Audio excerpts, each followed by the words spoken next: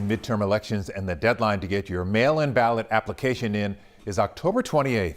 Make sure you fill it out correctly so it does not get rejected like thousands of ballots were in the March primary elections. To help you out, our Matt Doherty is walking us through the process tonight. Matt? There were many Texans who'd been voting without issue for decades, but earlier this year, they saw some of their mail-in ballot applications and their ballots rejected.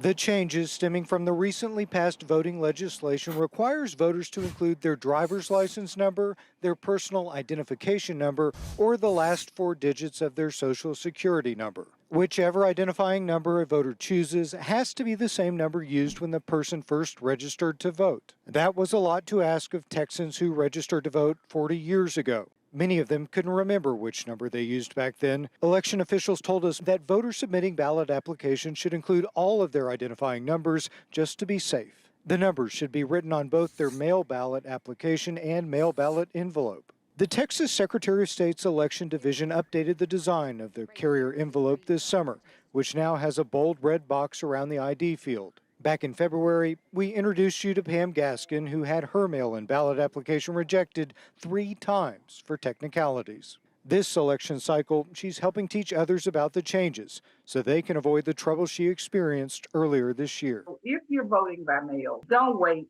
until after next week to mail it, because the ballot has to be received by the elections office by 7 p.m. on election day. We reached out to the Secretary of State's office today to get the total number of ballot applications that were received for the March primaries, how many were rejected, and how many of those were eventually remedied. We're still waiting to hear back. In West Houston, I'm Matt Doherty, KHOU 11 News.